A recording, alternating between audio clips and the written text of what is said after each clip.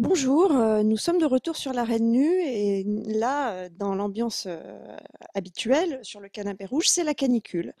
Voilà, et nous sommes dans la France d'après une élection qui a duré, peut-être 1 an et demi, une séquence électorale qui a duré 1 an et demi, qui a commencé avec la primaire des Républicains et qui se termine avec le second tour des législatives. Enfin, le macronisme triomphant va pouvoir délivrer, son message et apparaître dans sa vérité et nous, on va peut-être pouvoir enfin continuer, enfin recommencer à faire du fond. Et aujourd'hui, on va parler sur ce canapé rouge d'un phénomène dont on parle assez peu parce que c'est un peu tabou, c'est le phénomène migratoire. Et on va en parler avec un économiste et vous allez très vite comprendre pourquoi. Et j'accueille aujourd'hui David Kaila. Bonjour David. Bonjour Coralie.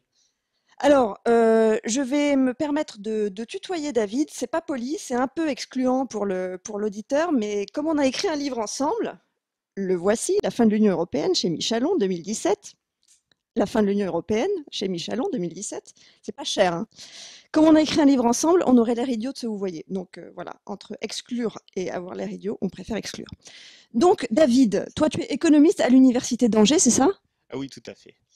Voilà, et tu es membre du collectif des économistes atterrés. Et je vais te poser une question qui n'est pas une question d'économie.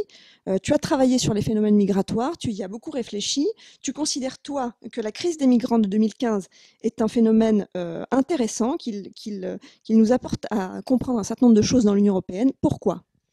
Alors, c'est surtout parce que je m'interrogeais sur la question du marché du travail. Et alors, donc, la crise migratoire, elle est assez intéressante parce que c'est un moment de l'histoire où finalement on a un problème de collaboration européenne qui vient du fait que cette crise, elle est asymétrique. Elle touche pas les pays de la même façon. Alors, par exemple, on a des pays d'entrée, hein, des migrants 2015, l'été 2015, qui sont essentiellement l'Italie et la Grèce. On a des pays de transit, qui sont les pays d'Europe de l'Est, type les Balkans, type la Hongrie. On a des pays d'accueil, l'Allemagne et les pays d'Europe du Nord. Et puis on a aussi des pays épargnés par la crise comme la France. Et donc le problème, c'est que cette asymétrie, eh bien, elle entraîne une divergence d'intérêts. Il y a des pays qui vont avoir intérêt à collaborer, à travailler collectivement, puis d'autres qui vont avoir intérêt en fait, à faire du chacun pour soi.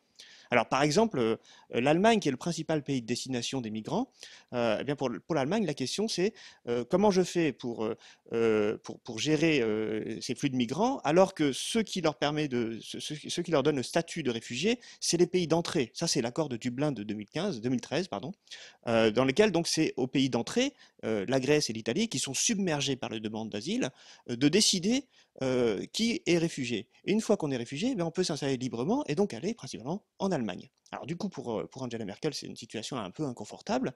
Et donc, dès la fin de l'été 2015, elle décide que tous les migrants peuvent venir chez elle. En gros, elle décide de ne plus renvoyer chez eux les migrants, enfin les migrants qui demandent le statut de réfugié. Et ça entraîne des conséquences politiques assez embêtantes, hein. Oui, parce que c'est une manifestation de l'unilatéralisme allemand qui existe dans d'autres domaines. Mais là, politiquement, ça a des conséquences très spécifiques. Oui, parce que les pays, encore une fois, sont en situation asymétrique.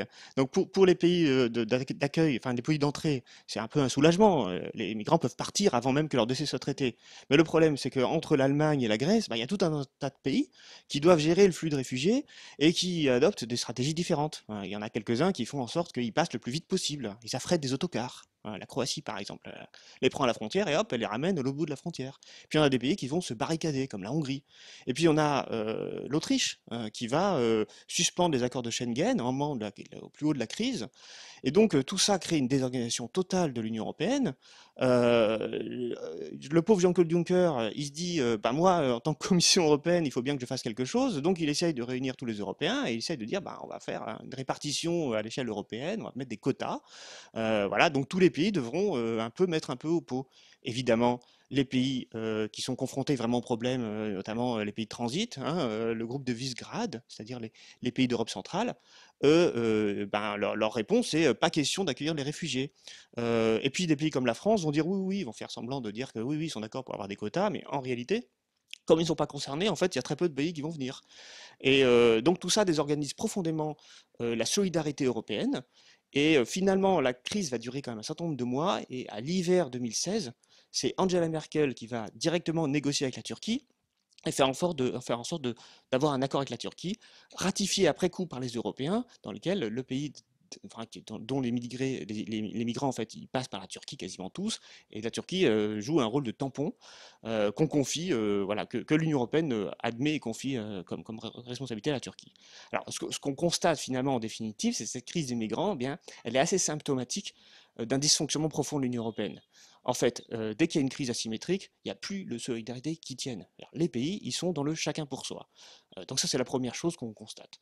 Deuxième chose qu'on constate, c'est que l'Allemagne, en fait, elle est au cœur à la fois des problèmes, puisque c'est elle qui va suspendre les traités, hein, l'accord de Dublin, et aussi c'est elle qui va aller négocier avec la Turquie pour essayer de réparer un peu les conséquences de sa première décision. Et donc c'est clairement le patron de l'Europe. D'accord, donc en somme, si je résume, on a cette crise des migrants qui sert de révélateur, c'est un révélateur de plus du phénomène qu'on nomme l'eurodivergence. Maintenant, c'est plus politique ce que tu viens de nous décrire. Si tu dézoomes un peu, que tu considères la question migratoire au sein du marché unique en tant qu'économiste, qu'est-ce que tu peux nous en dire? Alors justement, il faut se poser la question des origines de cette asymétrie en fait. Et l'une des causes profondes de l'asymétrie, c'est les divergences économiques. En fait, ce qui s'est passé, c'est qu'à partir de 1986, avec le marché unique, eh bien, on s'aperçoit que la libre circulation des capitaux va avoir tendance à concentrer l'industrie européenne dans les pays d'Europe du Nord, et en particulier les pays qui sont proches des grands ports, hein, de la mer du Nord, plus pour l'Allemagne, en fait, un certain nombre de pays sous-traitants comme la Pologne, la République tchèque, qui vont profiter du dynamisme industriel allemand pour eux aussi garder un peu d'industrie. Mais en contrepartie, on a tous les pays d'Europe dits périphériques, hein, essentiellement l'Europe du Sud, qui voient leurs emplois industriels disparaître progressivement. Et alors, le truc, c'est que cette disparition des emplois industriels dans l'Europe du Sud, pendant 10 ans, entre 2000, on va dire, et 2011, 2010, en fait, elle n'est pas visible, parce que ces pays-là, ils ont un fort dynamisme économique, ils développent des emplois dans l'industrie, pardon, dans les services et dans la construction. Mais ce qui se passe, c'est qu'avec la crise de l'euro de 2011, eh bien, ces pays s'effondrent économiquement, hein, notamment les pays d'Europe du Sud, et dans ce cas-là, les emplois non industriels disparaissent à leur tour. Donc on se retrouve avec des pays qui connaissent un chômage massif, comme l'Espagne, l'Italie, la Grèce. Et ces chômeurs, eh bien, finalement, la seule solution qu'ils ont, c'est de migrer. Hein, on parle ici de migration intra-européenne, de migrer vers l'Allemagne. Alors là, ce qui est absolument hallucinant, c'est qu'on constate que l'Allemagne, qui était un pays de faible migration, en fait, devient un pays d'immigration massive, mais d'immigration essentiellement européenne. Quand on regarde les flux, on s'aperçoit qu'à part 2015, où là il y a la crise des réfugiés qui est un peu spécifique, entre 2012 et 2014, 60% des migrants qui arrivent en Allemagne, ce sont des Européens, des membres de l'Union européenne, que ce sont des populations en âge de travailler, que ce sont pour 60% des hommes, et même pour plus de la majorité, ce sont des personnes qui ont entre 20 et 39 ans. Et ces personnes sont les plus dynamiques, sont des personnes qui sont des entrepreneurs en fait, hein, qui sont entreprenants en tout cas, et qui ont une formation, qui sont éduqués. Donc c'est un avantage considérable pour l'Allemagne de pouvoir bénéficier ainsi d'une main-d'œuvre qui en plus fait baisser le coût du travail en Allemagne. Par exemple, en Allemagne, on a des mini-jobs, hein, pour les migrants. La mairie de Berlin, alors en 2015, hein, pour les migrants, elle a dit bon, voilà, on va permettre d'avoir des mini-jobs à 1 € de l'heure. Évidemment, hein, c'est une concurrence déloyale. Donc le paradoxe, c'est que le pays le plus compétitif d'Europe, eh ben, il bénéficie d'une main-d'œuvre qualifiée et pas chère qu'on peut facilement exploiter. Et donc, ce pays qui accueille, enfin le pays, l'Allemagne en l'occurrence, bénéficie de cette main-d'œuvre que tu viens de décrire, mais les pays de l'Europe périphérique, eux, ils ont bien dû la former, cette main-d'œuvre, ils ont bien dû, enfin, ce sont des gens qui ont été intégralement pris en charge par leur pays au départ. Donc, il y a une asymétrie qui leur nuit aussi. Eh oui, parce que pour les pays d'Europe périphérique, c'est en fait un désastre, hein, ces migrations. Alors d'abord, on a toute une série de pays qui sont des pays, je vais en dire, ultra-périphériques, typiquement les pays baltes, la Roumanie, la Bulgarie, qui perdent une population massive, hein, depuis 2000, hein, depuis longtemps. La Bulgarie, par exemple, elle a un solde migratoire négatif qui correspond à 5% de sa population qui part. On a les pays baltes qui perdent 700 000 personnes entre 2010 et 2015, alors que aujourd'hui c'est que 6 millions d'habitants les pays baltes, donc ça fait plus d'un habitant sur 10 qui part. Et puis on a la Roumanie qui perd elle 2 millions d'habitants. Alors ces personnes qui partent, Le problème, ce sont les jeunes, ce sont les entrepreneurs, si je puis dire, ce sont une main-d'œuvre hein, qui, du coup, renforce la dépression hein, économique dans ces pays, puisqu'ils ne vont plus contribuer à l'économie de ces pays. Donc ces pays sont doublement désavantagés. D'une part, ils ont vu leurs capitaux partir, hein, partir du fait de la concentration du capital industriel dans l'Europe centrale, et en même temps, ils voient leur population bien formée, entreprenante, jeune, etc., partir aussi. Donc ils perdent aussi les hommes. Et alors, depuis 2012, ben, on a élargi le champ des migrations, puisque maintenant c'est la Grèce, c'est l'Espagne, c'est le Portugal qui sont concernés par ces migrations. Hein. L'Espagne, pour prendre que cet exemple, il a perdu 500 000 habitants entre 2012 et 2015. Bon, en somme, ce qu'on constate, c'est que les flux migratoires, en fait, ils renforcent l'eurodivergence dont on a parlé, l'eurodivergence économique. Puisque finalement, les pays les plus faibles, les plus périphériques, ils voient la population la plus entreprenante partir, et les pays qui sont au cœur, les pays qui sont le plus dynamiques, qui récupèrent tous les capitaux industriels, récupèrent aussi la main-d'œuvre la mieux formée et la plus entreprenante. Donc ça a tendance à augmenter la symétrie dont on parlait au début. D'accord, bon, bah, j'espère qu'on a réussi à faire la démonstration que la question migratoire n'était pas une question à traiter simplement sous l'angle moral.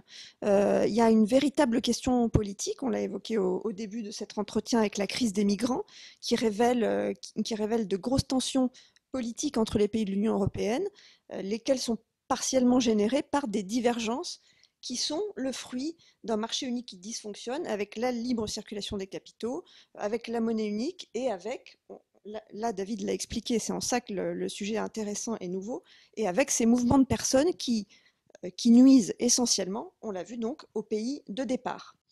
Merci beaucoup David d'être venu jusqu'ici par ce temps caniculaire pour venir nous parler sur le canapé rouge de la Reine Nue. Ouais, merci à toi Coralie de m'avoir invité. Hein. Ah oui, ça m'a demandé beaucoup d'efforts. David, je ne l'ai pas dit au début, est membre du collectif des économistes atterrés. Voilà, c'est sympa de les suivre sur les réseaux sociaux, ils sont pas mal actifs.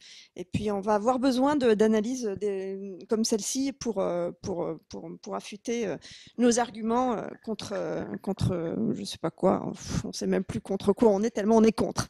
Au revoir, à bientôt.